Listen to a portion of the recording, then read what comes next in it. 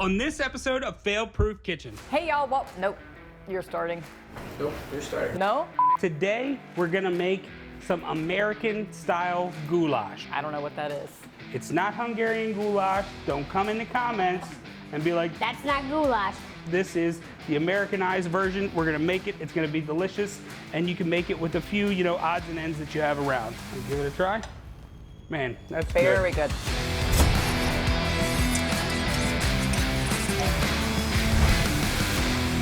I don't know what we're doing, so you go, I say, I'm Jenna Fail, and then I'm gonna throw it back to you. Got it. Hey y'all, well, nope, you're starting. Nope, you're starting. No? Hey y'all, welcome to Failproof Kitchen. I'm Jenna Fail. And I'm Chef Robbie Jester, winner of Guys Grocery Games, Beat Bobby Flay, and Pressure Cooker on Netflix. Today, we're gonna make some American style goulash. I don't know what that is. So for American style goulash, this is one of those recipes that is near and dear to my heart. So my parents had a sports bar growing up, and there was a lady that cooked there. Her name was Gail, and she was awesome with using up leftovers of everything. And she would make this American style goulash.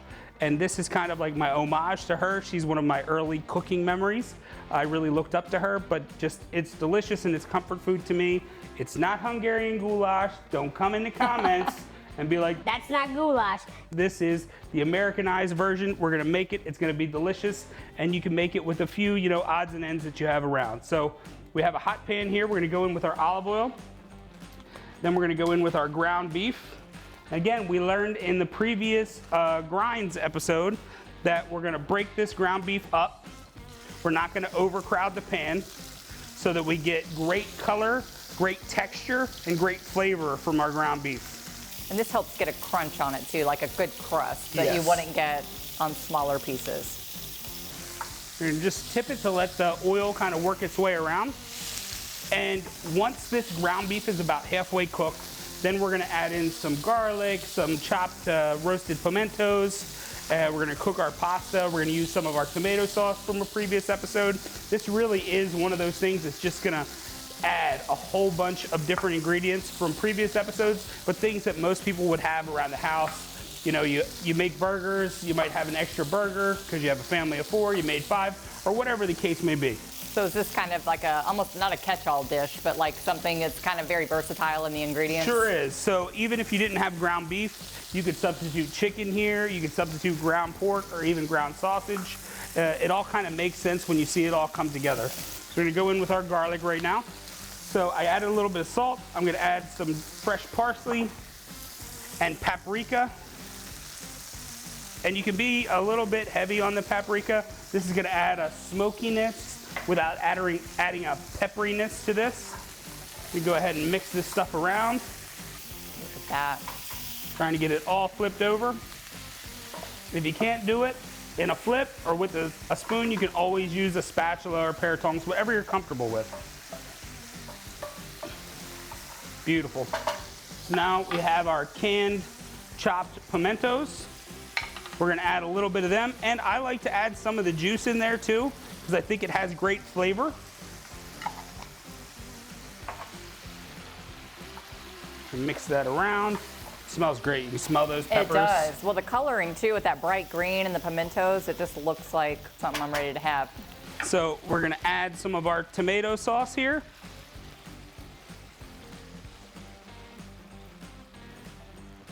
We're gonna mix that around and we're gonna turn the heat down. We're gonna let this cook for another 5 to 6 minutes while we're waiting for our pasta to finish.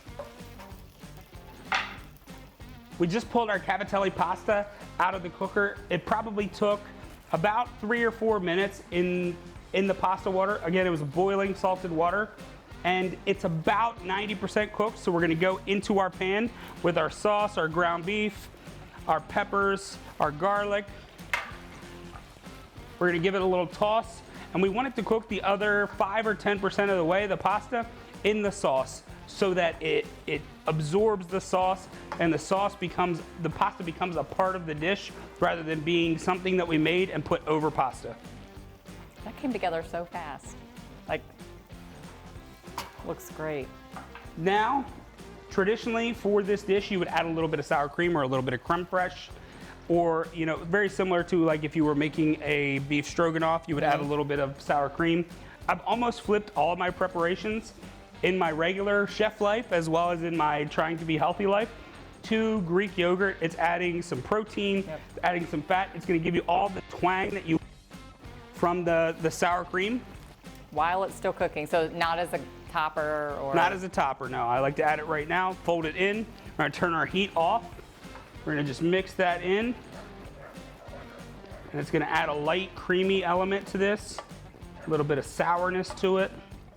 So we have our plate. We're gonna go ahead and we're gonna try and spoon mostly our pasta down first. But honestly, this is kind of one of those dishes that comes together, kind of all becomes one. So we're gonna put our pasta down first as much as we can. Then we're gonna go on top with our ground beef and our peppers. That looks so good. Spoon a little bit of the sauce on the top. You could garnish this if you want with a little bit more of that parsley. And we have a simple, quick, delicious, beautiful meal. Definitely great for fireside, great for, you know, November through February if it's cold. And for me, it's just my homage to Gail. Gail, if you're seeing this, thank you. I'll give it a try.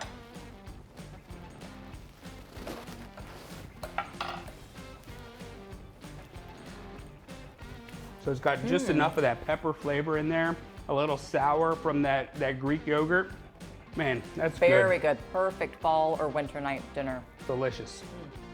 So if you want to see more dishes like this, make sure that you like and subscribe.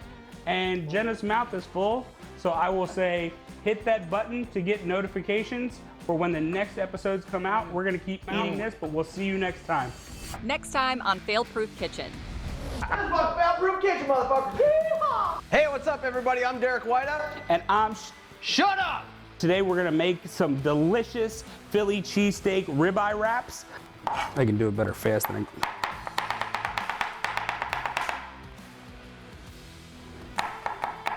I don't have knife skills. That's dope, though, man. Well, I started wearing gloves when I had a jalapeno incident. A jalapeno. You went and touched your pee-pee? Yeah. Called it Peener Wiener. Yeah, so